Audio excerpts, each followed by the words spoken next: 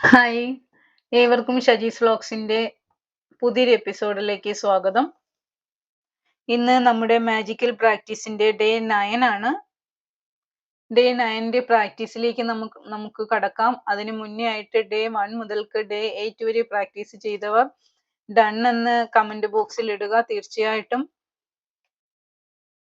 മിക്കവാറും പേര് പ്രാക്ടീസ് ചെയ്യുന്നുണ്ട് എന്ന് എനിക്കറിയാം, പക്ഷെ കമന്റ് ബോക്സിലേക്ക് വരുന്നില്ല.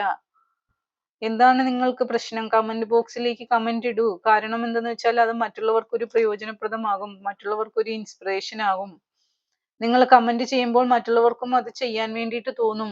മനസ്സിലായോ? നിങ്ങൾ അവിടെ ഒരു സഹായമാണ് ചെയ്യുന്നത് മറ്റുള്ളവർക്ക്. അതിനവർ ഗ്രാറ്റിറ്റ്യൂഡ് പറഞ്ഞിട്ടുണ്ടെങ്കിൽ അത് നിങ്ങളുടെ ജീവിതത്തിലെ അനുഗ്രഹങ്ങളാണ് കൊണ്ടുതരുന്നത്. എന്താണ് നമ്മുടെ ഇന്നത്തെ ആക്ടിവിറ്റി, ഡേ 9ന്റെ ആക്ടിവിറ്റി എന്ന് നോക്കാം. ഡേ 9 മണിയുമായിട്ട് ബന്ധപ്പെട്ടതാണ് കേട്ടോ. നമ്മുടെ ബില്ലുകളുമായിട്ട്, നമുക്ക് ഓരോ ദിവസവും നമുക്ക് ലഭിക്കുന്ന ബില്ലുകളുമായിട്ട് ബന്ധപ്പെട്ടതാണ് കേട്ടോ. നമുക്ക് ഓരോ ദിവസവും ഓരോ മാസത്തിലും നമുക്ക് ഒരുപാട് ബില്ലുകൾ നമുക്ക് അടയ്ക്കാനുണ്ടല്ലേ. ഇലക്ട്രിസിറ്റി ബില്ല്, ഗ്യാസിന്റെ ബില്ല്, പിന്നെ ഇന്റർനെറ്റ് ബില്ല്, അങ്ങനെ ഓരോന്നും എസെൻഷ്യൽ ആയിട്ടുള്ള കാര്യങ്ങൾക്ക് നമുക്ക് ബില്ലുകൾ വരാറുണ്ടല്ലേ. നമ്മൾ ആ ബില്ലുകൾ വരുമ്പോൾ നമ്മൾ നന്ദി പറയാറുണ്ടോ? ഇപ്പൊ നിങ്ങൾക്ക് വലിയ തമാശയായിട്ട് തോന്നിക്കാണും, ചിലപ്പോൾ ചിലരൊക്കെ ചിരിക്കുന്നുണ്ടാവും ഇത് കേട്ടിട്ട്. തീർച്ചയായിട്ടും നിങ്ങൾ മനസ്സിലാക്കുക, gratitude is riches and complaining is poverty. Gratitude എന്ന് പറയുന്നത് എപ്പോഴും നമുക്ക് സമ്പത്തിനെ ആകർഷിച്ചു കൊണ്ടുവരുന്ന സാധനമാണ്. അതുപോലെ നമ്മൾ കംപ്ലൈന്റ് പറഞ്ഞാൽ നമ്മൾ എപ്പോഴും ദാരിദ്ര്യത്തിലേക്ക് പോയിക്കൊണ്ടേയിരിക്കും. മനസ്സിലായോ? നമ്മുടെ ഇന്നത്തെ ഡേ 9 നമ്മൾ ചെയ്യുന്ന ആക്ടിവിറ്റി എന്താണെന്ന് വെച്ചാൽ, നമുക്ക് വന്നിട്ടുള്ള ബില്ലുകൾ ഉണ്ടല്ലോ, നമ്മുടെ ബില്ലുകൾ, ഇലക്ട്രിസിറ്റി ആവട്ടെ, ഗ്യാസിന്റെ ബില്ല്,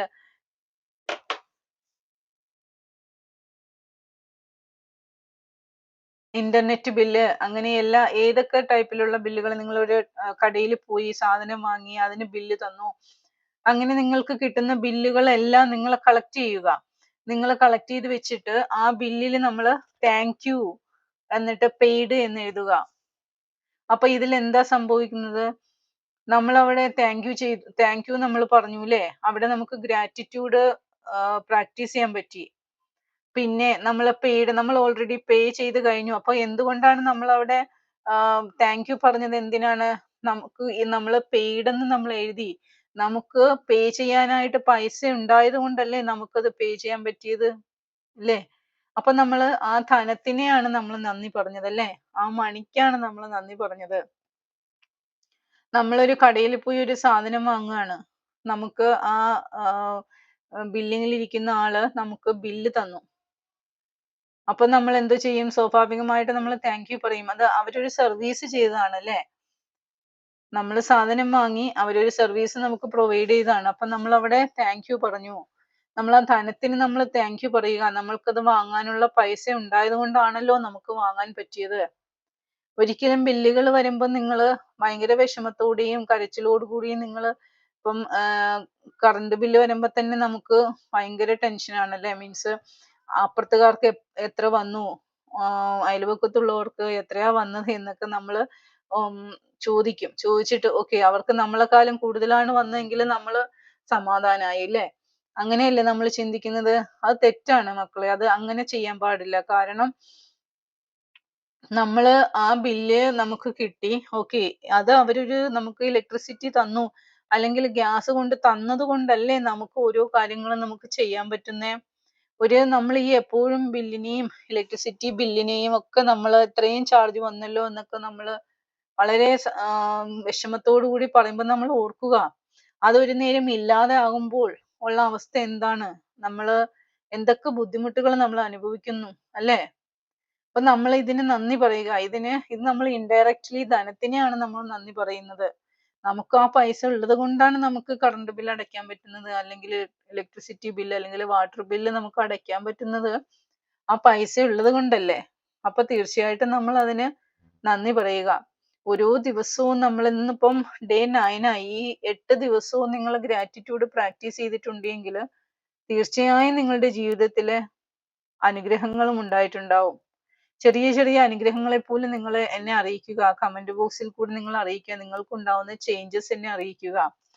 അപ്പൊ അത് കാണുമ്പം എനിക്ക് ഭയങ്കര സന്തോഷമാണ്. കാരണം അറ്റ്ലീസ്റ്റ് ഒരാളുടെ ജീവിതത്തില് ചെറുതാവട്ടെ, ചെറിയ കാര്യങ്ങളായിക്കോട്ടെ, തീർച്ചയായിട്ടും അതിനൊരു എന്താ പറയാനാ, പ്രകൃതി ശക്തിയുടെ ഒരു അനുഗ്രഹം നിങ്ങൾക്ക് ഉണ്ടായിട്ടുണ്ടെങ്കിൽ തീർച്ചയായിട്ടും അത് പറയുക.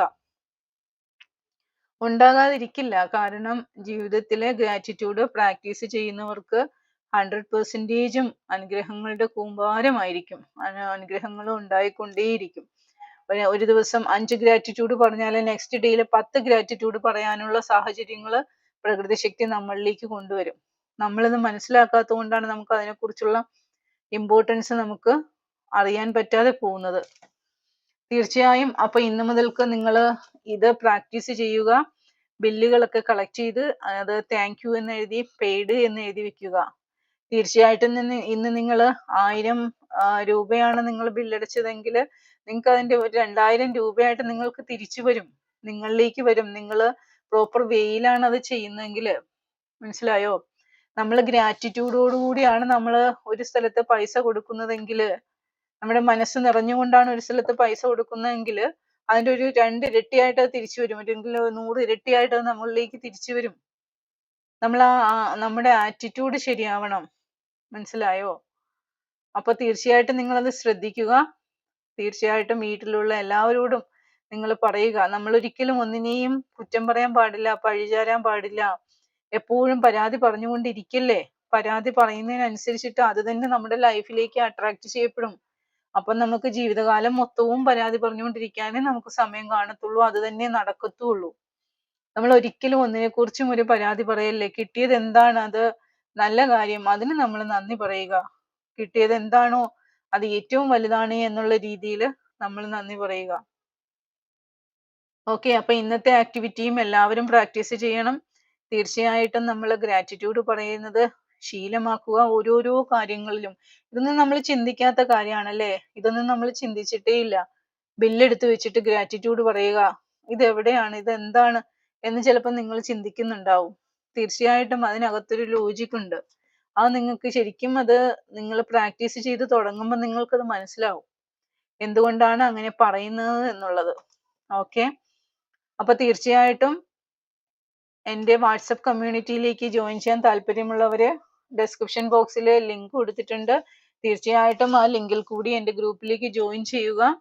എൻ്റെ ക്ലാസ്സുകൾ വളരെ പെട്ടെന്ന് തന്നെ സ്റ്റാർട്ട് ചെയ്യുന്നതായിരിക്കും. അപ്പോൾ നിങ്ങൾക്ക് അതിലും ജോയിൻ ചെയ്യാൻ താല്പര്യമുള്ളവര് വാട്സപ്പിൽ കോണ്ടാക്ട് ചെയ്യുക. തീർച്ചയായിട്ടും ഞാൻ ഡീറ്റെയിൽസ് പ്രൊവൈഡ് ചെയ്യുന്നതായിരിക്കും. അതുപോലെ തന്നെ എൻ്റെ വീഡിയോ ഇഷ്ടമായെങ്കിൽ ലൈക്ക് ചെയ്യുക, ഷെയർ ചെയ്യുക നിങ്ങളുടെ ഫ്രണ്ട്സിനും കൊളീഗ്സിനും ഒക്കെ. അതുപോലെ തന്നെ സബ്സ്ക്രൈബ് ചെയ്യുക. ചാനൽ സബ്സ്ക്രൈബ് ചെയ്തിട്ടില്ലാത്തവർ തീർച്ചയായിട്ടും. നാളെ നമുക്ക് ഡേ 10 ആക്ടിവിറ്റിയുമായിട്ട് നമുക്ക് കാണാം. Okay, thank you so much for watching my video. Thank you once again. By.